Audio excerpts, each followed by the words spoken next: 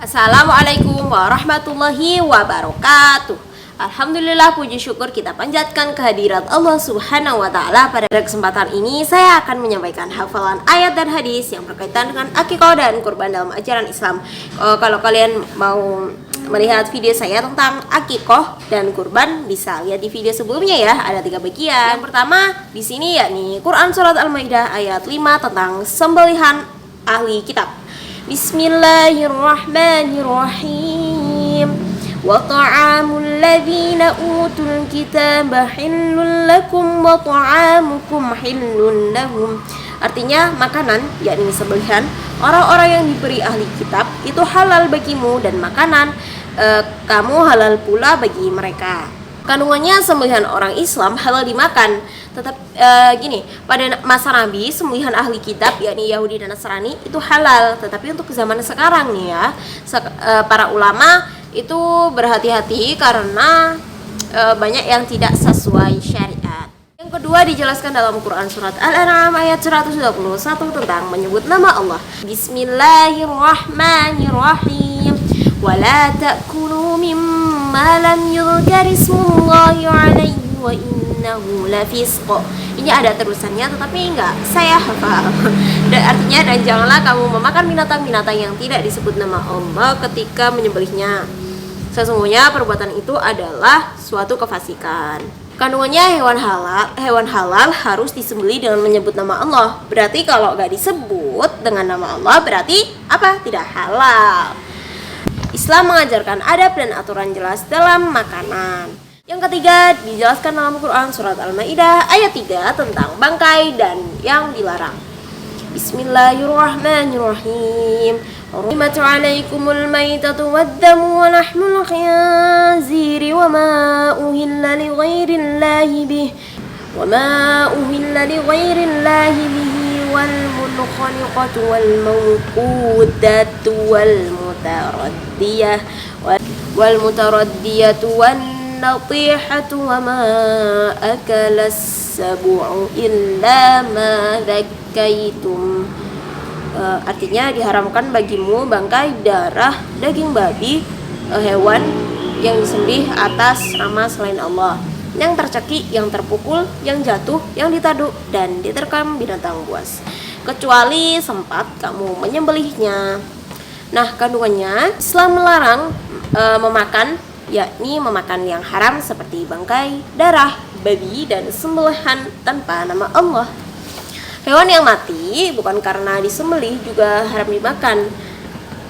Ini menunjukkan Islam menjaga kesehatan dan kesucian umatnya. Yang keempat, hadis tentang berkurban dijelaskan dalam hadis riwayat Bukhari. Bismillahirrahmanirrahim.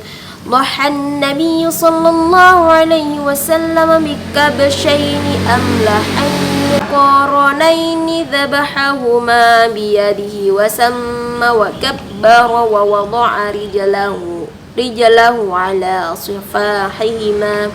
Artinya Nabi sallallahu alaihi wasallam berkurban dengan 2 ekor domba yang putihnya lebih dominan bertanduk, lalu beliau menyembelihnya dengan tangannya sendiri, menyebut nama Allah dan bertakbir serta meletakkan kaki beliau di atas rusuk domba. Ya, rusuk domba. Rusuk domba itu kandungannya Nabi Shallallahu Alaihi Wasallam memberi teladan langsung cara berkurban dan mempraktekannya untuk dicontoh umat-umatnya, yakni harus menyebut nama Allah dan bertakbir. Hewan berkurban harus sehat dan tidak cacat. Nomor 5, hadis tentang akikah di riwayat Ibnu Majah. Ya, Ibnu Majah, maaf ya guys kalau salah. Bismillahirrahmanirrahim. Kullu ghulamin murtahanun bi'aqiqatihi tudbahu anhu yawmas sabi'in wa yukhlaqu ra'sahu wa yusamma. Artinya seorang anak itu tergadai dengan akikahnya yang disembelih pada hari ke-7, dicukur rambutnya dan diberi nama. Keduanya, akikah adalah bentuk syukur atas kelahiran anak-anak dilaksanakan pada hari ke-7 Dan hukumnya sunnah muakkadah. Yakni apa sunnah muakkadah?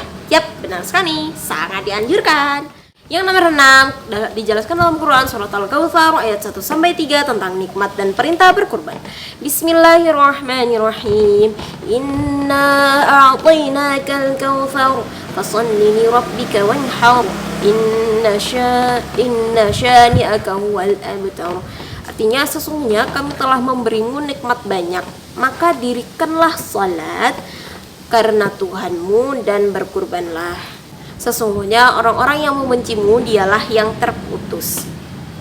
Kandungannya Allah memberi nikmat yang sangat banyak kepada Nabi dan umatnya. Sebagai bentuk rasa syukur diperintahkan sholat dan berkurban.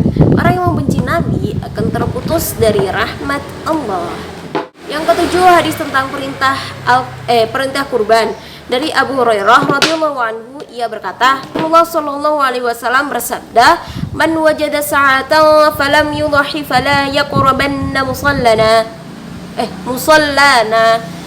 Riwayat Ahmad. Artinya barang siapa yang memperoleh suatu kelapangan tapi dia tidak berkurban, janganlah ia menghampiri tempat salat kami. Yang selanjutnya ketentuan kurban dijelaskan dalam sabda Nabi sallallahu alaihi wasallam. Qala نحرنا مع رسول الله صلى الله عليه وسلم عام الحديبية البدنة عن 7 والبقرة عن 7. Riwayat riwayat Bukhari Muslim. Artinya kami pernah menyembelih hewan kurban bersama Rasulullah sallallahu alaihi wasallam pada tahun Hudaybiyah dengan seekor unta untuk 7 orang dan seekor lembu juga itu untuk 7 orang. Hadis riwayat Bukhari dan Muslim diriwayatkan dari Jabir bin Abdullah. Yang nomor 9, doa ketika menyembelih kurban. Jadi ketika kita menyembelih kita juga disertai dengan doa. Yakni apa doanya? Allahumma minka walaka wa am Muhammadin wa ummatihi bismillahi wallahu akbar. Artinya ya Allah, segala sesuatu berasal darimu dan hanya untukmu dan dari Nabi Muhammad dan umatnya dengan menyebut nama Allah, Allah Maha Besar. Demikian ayat dan hadis tentang akikah dan berkurban. Dari ayat dan hadis tersebut kita diajarkan untuk selalu bersyukur kepada Allah, meneladani sunnah Nabi dan peduli terhadap sesama melalui ibadah kurban dan akikah. Mohon maaf bila ada perkataan atau kesalahan dalam hafalan saya. Wassalamualaikum warahmatullahi wabarakatuh.